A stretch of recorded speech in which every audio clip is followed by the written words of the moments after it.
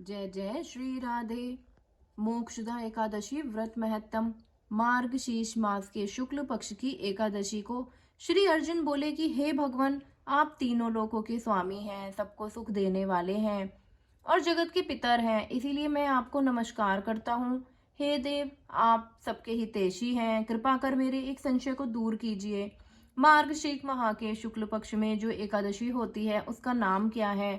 उस दिन कौन से देवता की पूजा की जाती है और उनकी विधि क्या है? भगवान मेरे इन प्रश्नों का विस्तार सहित उत्तर देकर मेरे संदेह को दूर कीजिए, बड़ी कृपा होगी भगवान। श्री कृष्ण बोले कि हे अर्जुन, तुमने अत्यंत उत्तम प्रश्न किया है, इसीलिए तुम्हारे यश संसार में फैलेगा।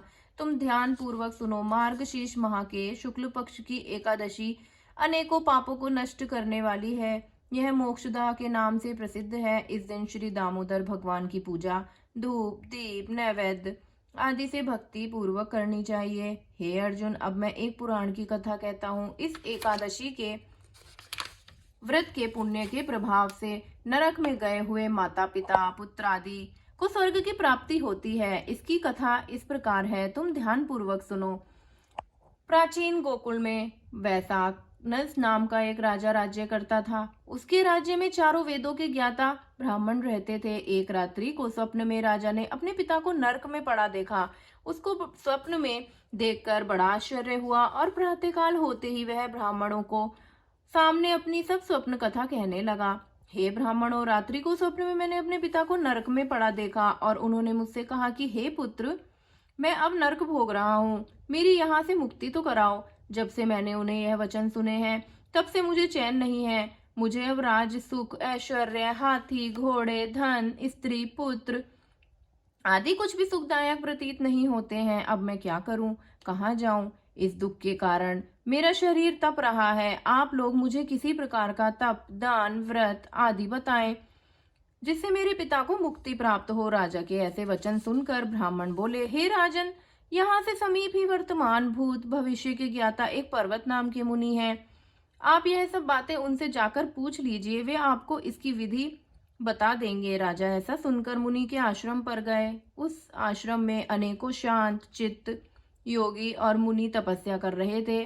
उस समय चारों वेदों के ज्ञाता पर्वत मुनि दूसरे ब्रह्मा के समान बैठे थे। राजा ने जाकर उनको साष्टांग दंडवत प्रणाम किया। पर्वत मुनि ने कुशल क्षेम पूछी। तब राजा बोले कि हे देवर्षि, आपकी कृपा से मेरे राज्य में सब कुशल है, परंतु अकस्मात एक विघ्न आ गया है जिससे मुझे अशांति हो रही है। अब आप कृपा करके मुझे मेरे इस संशय को दूर कीजिए। ऐसा सुनकर पर्वत मुनि ने एक मुहूर्त के लिए नेत्र बंद किए और भूत भविष्य को विचारने लगे। फिर बोले कि हे राजन, मैंने योग बल के द्वारा तुम्हारे पिता के समस्त कुकर्मों का ज्ञान प्राप्त कर लिया है। उन्होंने पूर्व जन्म में कमातुर होकर सौत कहने पर अपनी दूसरी रानी को ऋतुदान करने पर मांगने पर भी नहीं दिया। उसी पाप कर्म के फल से तुम्हारा पिता नरक में गया है। तब राजा बोले कि हे भगवान, मेरे पिताजी के उद्धार के हेतु आप कोई उपाय बताएं। तब मुनि पर्वत बोले कि हे राजन, मार्गशीर्ष मास के शुक्ल पक्ष में जो एकादशी होती है उस एकादशी का आप उपवास तो करें और उस उपवास के पुण्य को अपने पिता का संकल्प करके छोड़ दें। उस एकादशी के पुण्य के प्रभाव से अवश्य ही आपके पिता की मुक्ति होगी। मुनि के वचनों को सुनकर राजा अपने राज्य को आया और कुटुंबों सहित मोक्षदा एकादशी उपवास किया। उस उपवास के पुण्य को राजा ने अपने पिता को दे दिया, अर्थात संकल्प छोड़ दिया। उस पुण्य के प्रभाव से राजा के पिता को मुक्ति मिली और स्वर्ग में जाते हुए अपने पुत्र से बोला, हे पुत्र, तेरा कल्याण हो। यह कहकर स्वर्ग चला गया। मार्गशीर्ष माह के शुक्ल पक्ष की मोक्षदा एकादशी को जो व्रत करते हैं उनके समस्त पाप नष्ट हो जाते हैं और अंत में स्वर्गलोक को जाते हैं। इस व्रत से बढ़कर मोक्ष देने वाला दूसरा कोई भी व्रत नहीं है।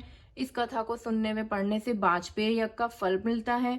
यह व्रत मोक्ष देने वाला चिंतामणि के समान है। जय जय श्री राधे राधे।